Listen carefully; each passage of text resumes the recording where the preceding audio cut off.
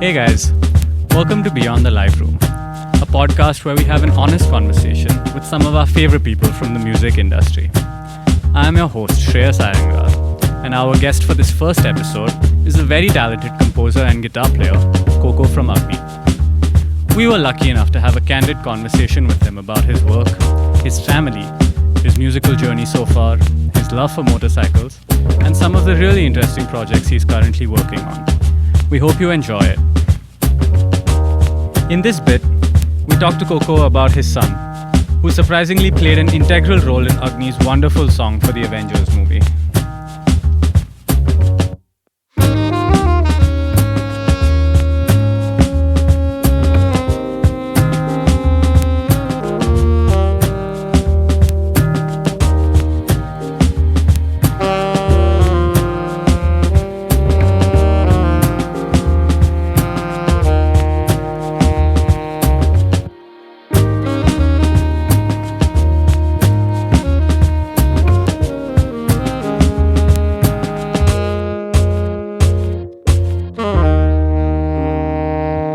I also want to ask you about the song you guys did for the Avengers film.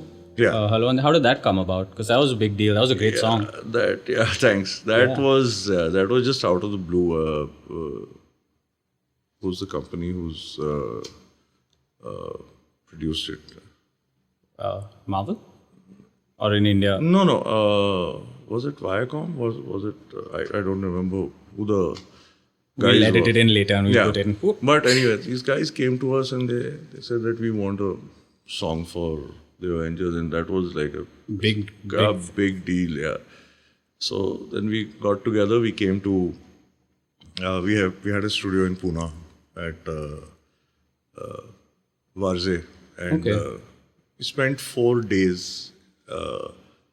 Mohan, Abbas, and me.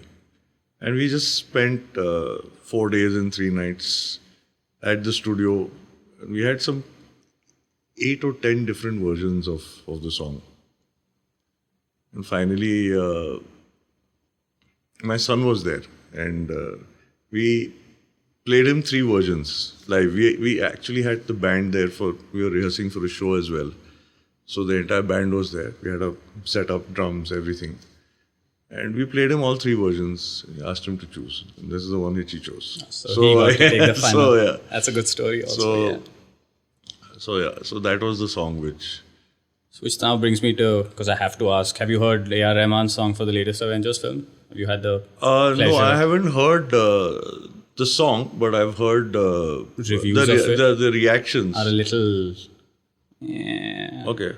Yeah. I haven't heard the song. I should hear the song first before I... Yeah, because I won't lie and I won't sugarcoat it. It's a pretty bad song. Okay. You know? So yeah, maybe we should check it out and then we can have this conversation later. And Sure. But the thing about Rahman's music is, which I've seen, I'm not talking about this particular song that you're saying, but when I heard the soundtrack for Rang De Basanti, for that matter, and when I heard the song the first time, it's like, what is this Masti Ka Pathshala? And, yeah, but then what is this music, But his music always grows on you. It does, yeah. So, do I think he's a genius? I think he is. I think we all do, yeah. So, and it's 25 years, and consistently coming up with hit after hit after Just hit. that weight of expectation. That takes skill. Yeah. So, true. I mean, I don't care whether he doesn't make a great song, a single great song after this. Yeah, but you can't take away from what he's done for the last 25 years or 30 years. I don't know how long it's been. True. Since I've heard him since Roja came out. When did Roja come out? I was like 5 years old probably when that happened. But great soundtrack. So even if he doesn't come up with a single good song, from now on. Yeah, he doesn't need to. He's proved his, The body of work he's done, if I had done that much, I would have probably retired. Yeah, even half of that is enough, Yeah. Okay, so if you don't mind, we can maybe move to some personal subjects. Yeah, sure. So, having a son, I'm sure that's probably like the biggest experience of your life so far, or if anything. What was that like? Not having, like you said, not having a steady job, or quitting quitting the company to look after while looking after a 5-year-old. Yeah. What was that experience like? See, it was made a lot easier for me because of his mother having a regular job. Okay. There was probably a couple of months, maybe almost a year, when things hadn't really kicked in, and she paid all the bills. And you never felt any pressure from that side?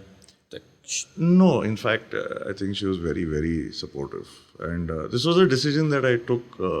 I had a very profitable Business, event management firm happening, and we were doing a lot of work. And so, and it was a conscious decision that, I want to do music full time. So, and she was game with it. I mean, she was absolutely happy to play the supporting role, and a very capable woman. And she had a steady job, and so we could do it. It didn't really the problem of paying the bills was not entirely yours? my job. Because kids are expensive, right? Not in the first 5 years. It's when school starts, and then it only becomes an expense later. True. And what an expense it is. And no, in fact, I think when kids happen in people's life, they bring along with them what they need. So it starts coming to you. So True. So I don't think that's ever a situation. Your life does change a little bit in terms of Responsibility, maybe? yeah, in terms of you can't have the same crazy lifestyle that you have, especially for the mother. It's a lot more than for a father in terms of being a hands-on father. Is not something that I've not ever been a hands-on father in terms of changing nappies and stuff like that. But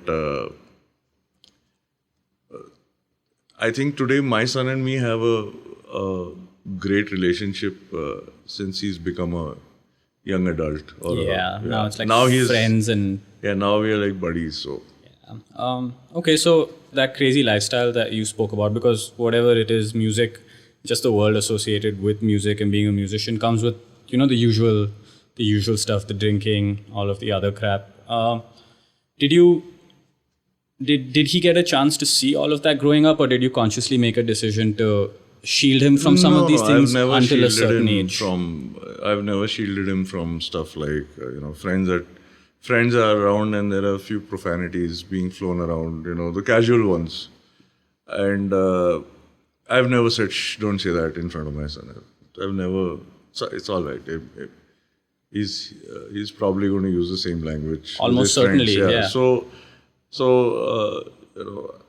But maybe other stuff, not things that they would necessarily encounter in schools.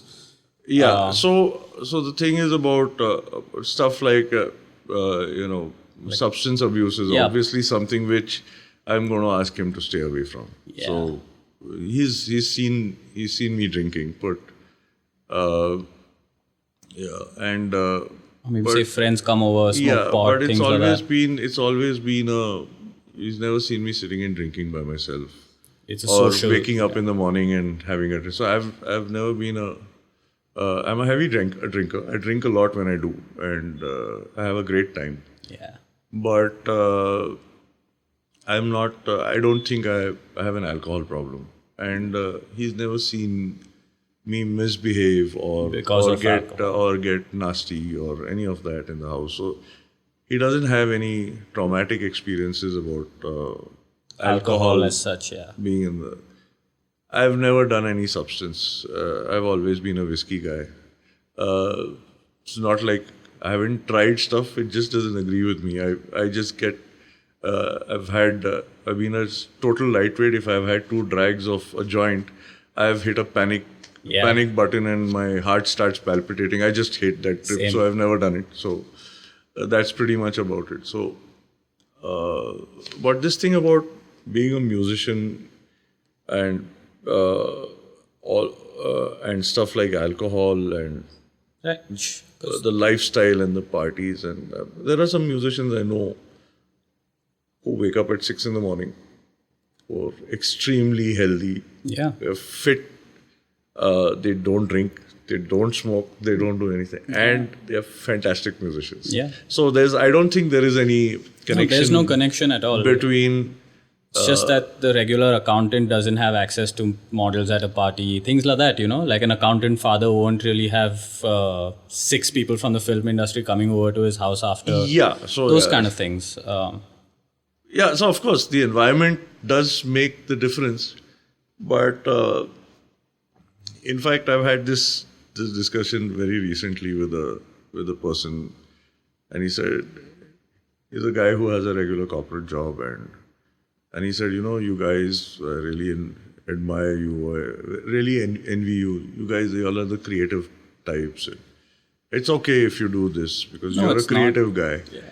So that's I decided that let me break this down. So I said, okay, you work in a 9 corporate, to 5 or whatever. Yeah, you work in a corporate. The guy is a CEO or something. It's very successful. So I said, what is the concept of what you do for a living? You learn, you take an education, you create a bank of templates in your mind, as part of the knowledge that you've gained. Yeah. And then you apply those templates in your day-to-day job. Is every situation in your job going to be predictable? No. Every day you've got different challenges. So when you tackle a challenge, you are being creative, right? Yeah. So how is it that your job is not as creative as what I do? What do I do? I've learned a skill set. Same thing, yeah. I've created templates in my mind. Yeah. Okay. My knowledge base. When I create a song, I Call on arrange those templates, rearrange them, and create a song. Now, if I want to make a happy song, I'll make a happy song. If I want to make a sad song, I'll make a sad song. Okay, there are a few rules here and there which you apply. Some you apply out of experience, some you apply in a textbook manner. It's essentially the same job. True. The inspiration part of any creative job is probably just 2%. Yeah. The rest of it is the work. Yeah. So there are times when you feel that when you compose a song and you say, how the hell did I come up with that? Yeah. So that is the inspiration part. True. The rest of it is a job. The rest of it is execution of what you do.